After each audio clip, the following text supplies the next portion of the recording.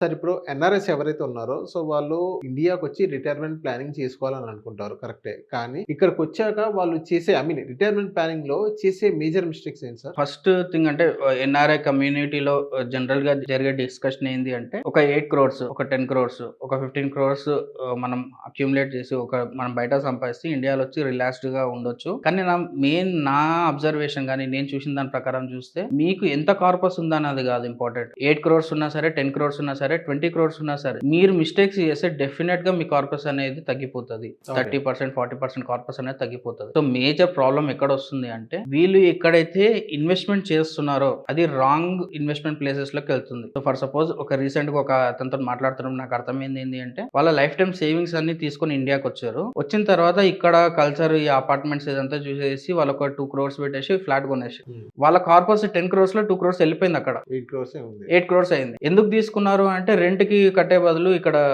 Flat తీసుకుంటే ఆ property ఉంటది కదా అనేసి వాళ్ళకి ఆల్రెడీ ప్రాపర్టీస్ ఉన్నాయి. కాకపోతే ఈ లొకాలిటీ ఈ కమ్యూనిటీ నచ్చిందని చెప్పేసి అడిషనల్ ఫ్లాట్ కొన్నారు. సో అదొక పెద్ద మిస్టేక్. ఎందుకంత పెద్ద మిస్టేక్ అంటే లాంగ్ టర్మ్ లో 2 క్రోర్స్ అనే కాంపౌండింగ్ మనం మిస్ అవుతున్నాము అంటే డెఫినెట్ గా మనకి మన కార్పస్ లో ఈ 2 క్రోర్స్ ని కాంపౌండింగ్ మనం చూసుకుంటే ఒక 10 క్రోర్స్ వర్త్ వాల్యూ వెల్త్ మనం పోగొట్టుకున్నట్లు అక్కడ. ఇప్పుడు వాళ్ళ ఏజ్ 45 years, వాళ్ళు 2 క్రోర్స్ ఇప్పుడు లాస్ అయ్యారు అంటే అది నన్ను అడుగుతారు డెడ్ ఇన్వెస్ట్మెంట్. ఎందుకంటే వాళ్ళకి ఇల్లు లేదా అంటే ఇల్లు ఉంది, జస్ట్ కమ్యూనిటీ కోసము లైఫ్ స్టైల్ కోసం అక్కడ చేంజ్ అయ్యారు అనమాట. కానీ దాని బదులు మనం ఏం చేయొచ్చు అంటే వాళ్ళకి ఎట్లాగో అందరు కంప్లీట్ గా వైట్ ఇన్కమే ఉంటది, అందరు ట్యాక్స్ పే చేసి తీసుకొచ్చిన అమౌంట్ ఉంటుంది. వాళ్ళు తీసుకొచ్చి మళ్ళీ ఇక్కడ బ్లాక్ మనీ మార్కెట్ లోకి కన్వర్ట్ చేయడం, రియల్ ఎస్టేట్ లో ఓపెన్ ల్యాండ్స్ లో కొనడం, ఇవన్నీ మిస్టేక్స్ అనమాట.